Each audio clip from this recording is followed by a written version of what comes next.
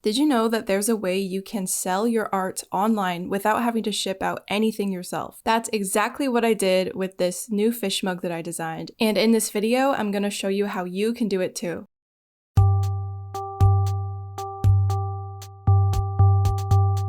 One thing about me is that I love to draw. It's always been the one thing that sort of stayed with me throughout my entire life, and I loved it so much that I ended up sharing my art online, growing my following, and eventually I turned it into a small business that is now my full-time career. And if you also like drawing, or you're an artist or creative or designer, and you're trying to turn your art into a small business or a side hustle type of thing, you'll probably come to realize that most of the time spent is not actually spent on drawing. There's so many other little day-to-day tasks that you have to do when running an art business, and lots of admin work. I'll give you an idea of all of the duties that I have to do when running my business. Running your online store, which involves designing products, shipping things, ordering merchandise, quality checking and sorting. You also need to reply to emails, negotiate with brands and sponsorships, do bookkeeping, taxes, post to social media, create the posts for social media. I film myself drawing for videos, do voiceovers, edit the video, post the video, make the thumbnail. There is just so much. Don't get me wrong, I actually really like admin work. I really like doing that side of the business. I think that's partially why I got into this field. I really enjoy all the little behind the scenes stuff, but sometimes it really does get in the way of making art. Art is time consuming enough as it is, but it just becomes increasingly difficult to find time to do personal work and to focus on the creative part of your business. It's really easy to get swept up in all of the admin behind the scenes stuff. Something that can help you in your art business is passive income. And actually, one of the first types of passive income that I implemented in my business was offering Procreate brush packs, which is basically a form of a digital download. You might see other artists doing digital downloads of wallpapers, printables. Passive income basically means you set something up and then you don't have to ship or fulfill anything, and it actually is sort of automatic. And that doesn't mean that it's low quality or low effort. It's just kind of working smarter, not harder. So if you're looking to expand your streams of revenue for your small business and you want to offer more products on your online store that are not feasible for you to have in-house, print on demand is a really great option, and I'm so excited to be trying it out for this video.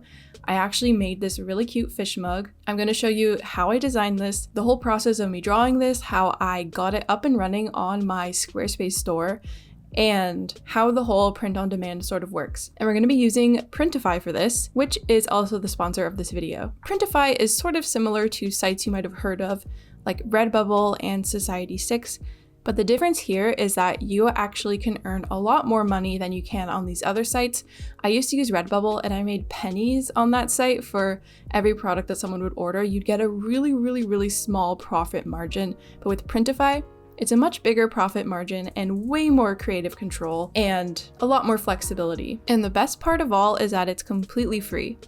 Oh yeah, and if you want this mug for yourself, feel free to go check it out on my Squarespace site. And if you do place an order from there, just know that it's completely handled by Printify and I didn't have to do any of the shipping or product ordering or anything like that. And that leaves me with a bit of extra time to spend delegating to other matters in my small business. Now let's go back in time and see how I designed this mug and how I got it up and running on my shop. So right now I'm in the Printify dashboard. You can see my little draft here. I just uploaded the fish designs to see how they would look on a mug, but it's not quite ready yet. And they have a lot of different things to choose from. But today we're going to look at the mugs. I wanted to start with something simple. And these ones only ship from the US, so I should probably choose US up here. And I'm a Canada-based business, but the cool thing about this is that these are made in the States, and a lot of my customers are from the States. So this will probably actually end up in more affordable shipping than if I sold mugs myself, at least for people that live in the States. If you want to find one that ships from other regions, you can offer that for people who live in different areas, but the product will be different. Product details are down here. It's dishwasher and microwave safe. You can see all the different colors. You can see it's dye sublimation printings. You can see all the info on the product, so you're not just going in there blind. And you can even see like, what is it going to be packaged in? Like, this looks pretty secure to me. And you can see how much shipping will cost depending on where people live. You can see their quality is 7.9, which, you might be able to find a higher one than that. The one we were just looking at, the colorful mugs, the manufacturer here is Imagine Your Photos. They have an 8.8, which is Their quality is slightly higher, so I might be more inclined to go with one like this. Then there's also Accent Coffee Mug. And the cool thing about this is there's a US location and Czech Republic and United Kingdom. So there's more options for manufacturers outside the US. And there's an even better rating for this company, so I might look into this one too. They also have some fancy stuff like these tumbler glasses. And there's lots of other stuff too, and you can always order a sample to check the quality before you offer it to your customers, just to double check. Everything here is printed third party, so it's good to just double check the quality because it could be different across different products. So once you've chosen your desired product, make sure you download the template and use that when making your design. It's really the best way to design any product so you know exactly how it's going to print and where you can place your art on the canvas and the dimensions and all that stuff. Now I'm drawing the fish mug. It took me a while to finish this design because I wasn't sure what types of fish I wanted to include. If you know anything about me, I really like fish, and I have a couple of aquariums with some shrimp and a betta fish, and I have sort of a passion for freshwater fish species, not just like, the colorful ocean rainbow types of fish, but I like the freshwater kinds and the colorful fish that you can get in the aquarium hobby. So I wanted to include some fish like that. Of course, there's some, I think there's a few fish here that are not freshwater, like I did a black sea bass, just because I think they're cool. And I just kind of compiled a bunch of different species of fish that I really like and that I just wanted to draw and I thought would look good together. Let me know if you can recognize any of the species. I am using Procreate on my iPad. It's what I use to make all of my digital illustrations and what I use to design all my products. I always have my iPad. I've had this iPad for like 4 or 5 years. It is still going strong. I love my iPad. And if you want to use the brushes that I used, I have brush packs available on my online store, the same place you will find this mug, the same website. Here's my final art in the Photoshop file. Now, before I upload it, I want to hide the guide layers, which basically shows the bleed. So the red area is the boundary, the green area is the safe zone. So anything within this dotted green line is a safe area for your design to go. So I made sure nothing went over that green line. But I also want to make sure there's not any like hidden dots anywhere in the design. So I like to take a contrasting color, like something very bright, like maybe like a very lime green, fill the background just to see if there's any like little dots anywhere. Maybe I'll do a black, just see if there's any random white dots that I don't want. And this kind of gives you a good idea of how the edges look. I'm gonna merge my designs so they're all in one layer.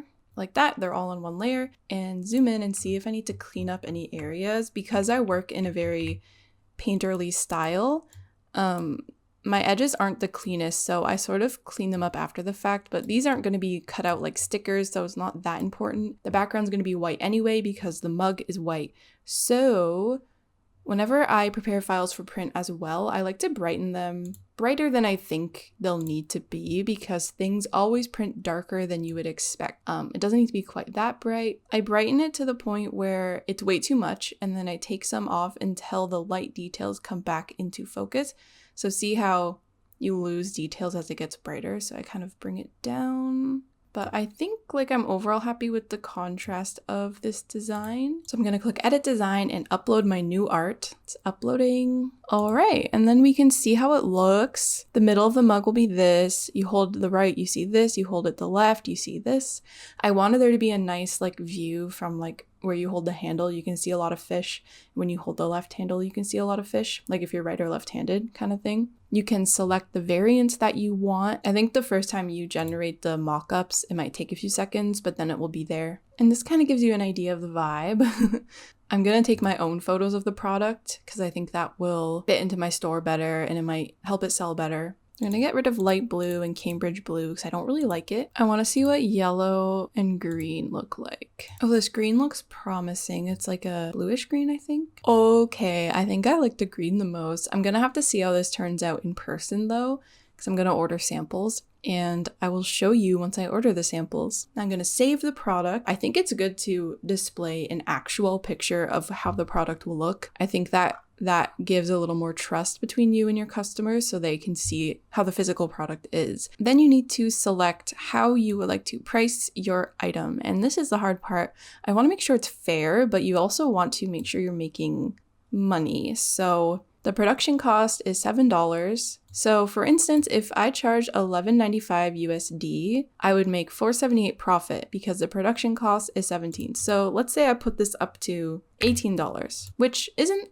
bad for a ceramic mug. I would make $10 per mug, and that's not so bad. The buyer would have to pay shipping as well, and you have to configure shipping in your own online store based on what kind of products you're going to be offering. I'm going to be doing this on Squarespace, so you kind of have to set up shipping within Squarespace and use these as a guide for how much to charge. It's not an exact science, but you're going to have to like math it out a little bit because each product a customer orders is going to add more shipping, and you need to make sure you're not losing money in shipping and that your buyers will be paying for the shipping because that's standard. And I want to order a sample of this one. Once it arrives, I will show you how it looks.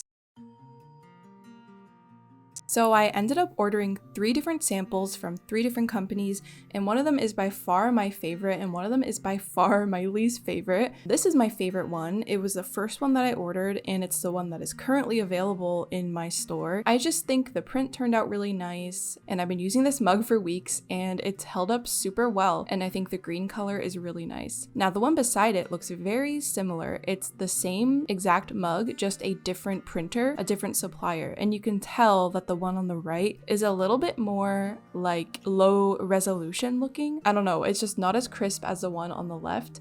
The one on the left seems like a higher resolution print.